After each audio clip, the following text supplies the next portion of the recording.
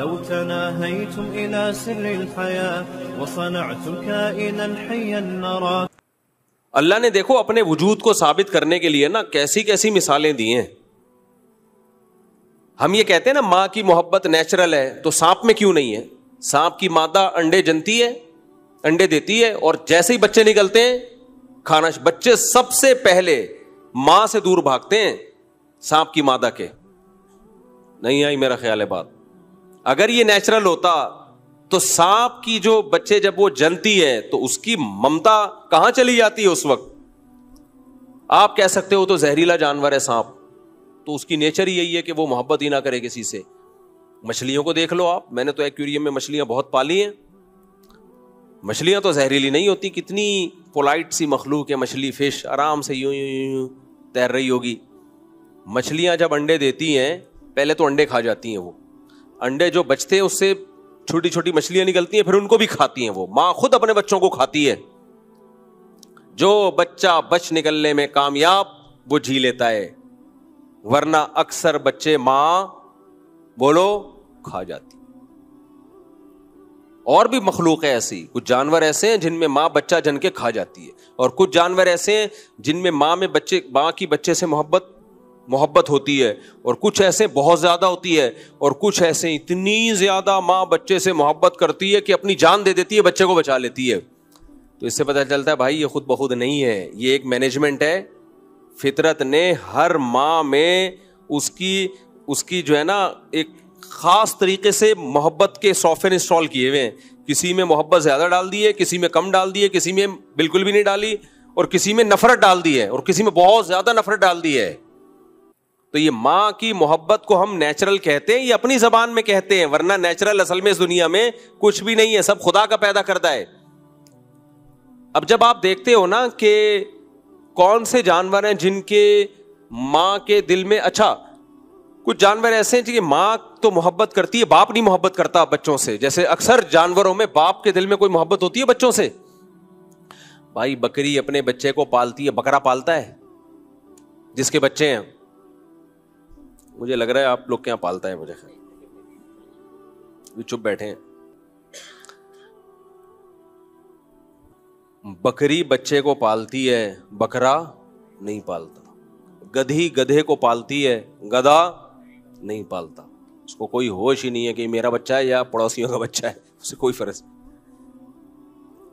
مچھلیوں میں کیا ہوتا ہے, بچے پیدا ہوئے مچھلیاں کھانا شروع کر دیتی ہے, لیکن بعض مچھلیاں ایسی ہیں اتنی محبت کے جو پیر ہے نا, ماں بھی پالتی ہے اور اس مچھلی کا باپ بھی پالتا ہے. تو اگر یہ خود بخود ہو رہا ہوتا نا تو اس میں اتنی خوبصورت مینجمنٹ نہ ہوتی. اب سائنسدانوں نے جب غور کیا نا کہ کون سی جانور ایسا ہے جس کی ماں میں محبت بہت زیادہ ہے, کسی میں کم ہے, کسی میں ماں اور باپ دونوں میں ہے, اور کسی میں بالکل بھی نہیں ہے, تو دیکھا کہ جن جانوروں کا گروتھ ریشو بہت کم ہے اور وہ بہت کم ہے, ان میں ماں کی ممتا بہت زیادہ. اور کچھ جانور ایسے جن کا گروتھ ریشو بھی کم ہے اور ان میں بچوں کے مرنے کے چانسز انوائرمنٹ اور ماحول کی وجہ سے بہت زیادہ ہیں, تو ان میں ماں کی اور باپ کی ممتا زیادہ نہیں بلکہ بہت سے بھی زیادہ ہے. اور کچھ جانور ایسے جن کی گروتھ ریشو بھی کم اور وہ طوفانی ہواؤں میں پیدا ہوتے ہیں اور بے تحاشا ان کو طوفان جھیلنے پڑتے ہیں, تو ان میں صرف ماں اور باپ کی محبت نہیں, پورے خاندان کی محبت ڈالی ہوئی ہے, سارا خاندان مل کے بچے کو پالتا ہے. یہ جو پینگوئن ہے آپ اس کی ویڈیوز جا کے دیکھو. ابے وہ پینگوئن نہیں جو 3 پیس سوٹ اور ٹائی پہن کے وہ سمندر کے گرد گھوم رہے ہوتے ہیں, 3 پیس سوٹ اور ٹائی میں نہیں, وہ جس کو پانی کی بلی کہتے ہیں میرے خیال ہے اردو میں, وہ 3 پیس. مجھے تو ایسا لگتا ہے, میں نے دیکھا ہے وہاں ناروے وغیرہ میں نا, تو وہ 3 جاپان میں بھی برف میں ہوتے ہیں نا وہ, تو وہ انہوں نے ان کا ماحول بنایا ہوا, سخت شدید سردی میں رہتے ہیں وہ. تو یہ انٹارکٹیکا وغیرہ میں جہاں پر بہت برفانی ہوائیں, طوفان, تو بچہ ان طوفانوں کو نہیں جھیل سکتا. تو اس کے لیے اللہ نے میں نے کتاب پڑھی ہے اس پہ, ڈاکومنٹری نہیں دیکھی, ایک سائنٹسٹ کی میں نے کتاب پڑھی ہے, کئی سال ہو گئے, پوری مجھے یاد نہیں ہے وہ, کہ کیسے اس کی ماں اور باپ دونوں مل کے ایک بچے کو پالتے ہیں. ہم ایسے 19 کو نہیں پال سکتے جیسے وہ سڑاتا رہوں گا میں, چڑھاتا رہوں گا, جیسے وہ اللہ نظر سے بچائے. تو جیسے وہ ارشاد بٹی نے مجھ سے پوچھا تھا نا کہ آپ یہ قوم کی خدمت کر رہے ہیں, وہ بھی بیچارہ فیملی پلاننگ والوں سے متاثر ہے نا, کہہ رہے بہت اچھی خدمت ہو رہی ہے, بہت اسٹائل سے وہ طنز مارے تھے اس نے. تو لوگ سمجھتے ہیں میں شرمندہ ہو جاؤں گا, میں شرمندہ ہوں, لیکن اس پہ شرمندہ ہوں کہ پروگریس جتنی ہونی چاہیے اتنی ہے نہیں, پھر میں شرمندہ ہوں. جو رزلٹ ہونا چاہیے وہ ہے نہیں. 19-20 تو آپ آج کل آپ کے پی کے میں جاؤ آرام سے, 19-20 کوئی مسئلہ ہی نہیں. تو خیر تم کتنے ہو؟ 6 بہن, تو تم 19 کہہ رہے ہو ان کو یار. خیر وہ ایک آدمی سے کسی نے پوچھا آپ کے کتنے بچے, آپ کے ابا کیا کرتے ہیں؟ انہوں نے کہا ہم لوگ 28 بہن بھائی ہیں. تو اس نے کہا میں پوچھ رہا ہوں آپ کے ابا کرتے کیا ہیں؟ کہہ رہے میں نے بتایا نا ہم لوگ 28 بہن بھائی ہیں. کہہ رہا بھائی میں پوچھ رہا ہوں کرتے کیا ہیں؟ تو کہہ رہے یہ کام نہیں ہے کیا؟ یہ کام نہیں. خیر وہ ایک مزاح تھا. تو پینگوئن کو دیکھ لو,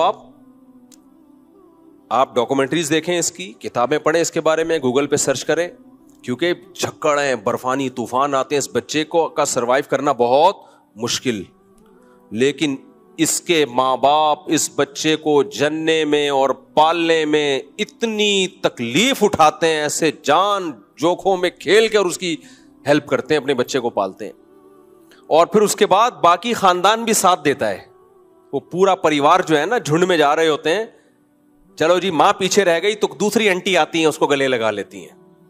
انسانوں میں ایسا نہیں ہے, ٹھیک ہے, دوسری انٹی آئیں گی وہ اس کو گلے لگا لیں گے, چل بھائی جب تک تیری ماں نہیں آتی تھوڑی دیر کے لیے برفانی ہواؤں سے میں تجھے بچا لیتی ہوں. لیکن جن جانوروں میں گروتھ ریشو بہت زیادہ ہے, تنادن پیدا ہوتے ہیں, ان میں اللہ اگر ماں کی ممتا رکھ دیتا نا تو ماں تو سارا دن سینکڑوں بچوں کو پال پال کے خود مر جاتی وہ, اور اتنے ان کے گروتھ ریشو ہوتا کہ وہی نسل ہوتی, باقی دنیا میں سب ختم ہو چکے ہوتے. سانپ کی مادہ ہزاروں انڈے دیتی ہے, اب وہ ہزاروں میں اگر 500 بھی بچ جاتے تو سانپ ہی سانپ ہوتے دنیا میں. اسی طرح مچھلیاں, میں نے ایک فش پالی ہے, وہ ہے کون سی فش ہے, گولڈن فش, موٹی سی نہیں ہوتی, 10,000 انڈے کہتے ہیں ایک وقت میں دیتی ہے وہ. 10 ایسی مچھلیاں ہیں, 10,000 انڈے اور 20 50 ہزار انڈے, پھر ان سے 50 ہزار بچے نکلتے ہیں. اب آپ سوچ لو 50,000 بچے نکلے, وہ 50 کے 50,000 ماں نے پال پوس کے اسکول بھیج کے ٹیوشن فیس لگا کے سارے ویکسین کروا کر اس کو جوان کر دیا.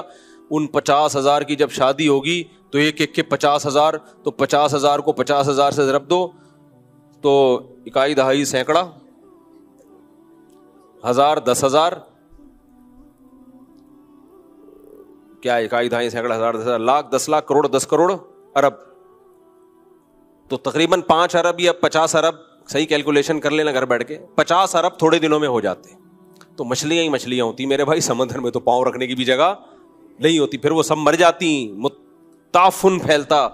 تو اللہ نے کہا اتنے بچے یہ پیدا کر رہی ہے تو ان کی ماں کے دل سے اللہ نے ممتا چھین لی, بولا کھاؤ, جو نکل گیا وہ میچ جیت جائے گا. ٹھیک ہے, وہ پہلے دن سے ہی بھاگنا شروع کرتا ہے, پہلے اماں سے جو نکل گیا وہ جیت گیا.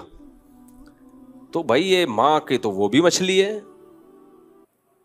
تو اچھا کچھ جانور ایسے نر اور مادہ دونوں مل کے پال رہے ہیں اس کو, تو یہ پورا ایک مینجمنٹ ہے. قرآن کی اس آیت کو یاد رکھو, قرآن جہاں بھی اللہ کی کائنات کے مظہر ہمارے سامنے رکھتا ہے کہ کائنات میں یہ کچھ ہو رہا ہے, یہ کچھ ہو رہا ہے, 2 لفظوں میں اللہ اپنی قدرت کو بیان کرتے ہیں. اللہ کہتے ہیں ذالک تقدیر العزیز العلیم. بہت زبردست آیت ہے, اللہ کرے سمجھ میں آ جائے. جو اللہ کا انکار کرنے والے لوگ ہیں نا, اللہ ان کو نہیں چھوڑے گا. اللہ کہتے ہیں تم کتنے نیک ہو, کتنے نیٹ کلین, تھینک یو, اور ہر وقت اچھی اچھی باتیں کرتے ہو, غریبوں کو کھانا کھلاتے ہو, ہسپتال بنا دیے, یتیم خانے بنا دیے, اور بہت ہی nice person, nice to meet you. یہ سب جب تم سے کوئی ملتا ہے تو لوگ کہتے ہیں نائس ٹو میٹ یو, بہت خوش ہوتے ہیں.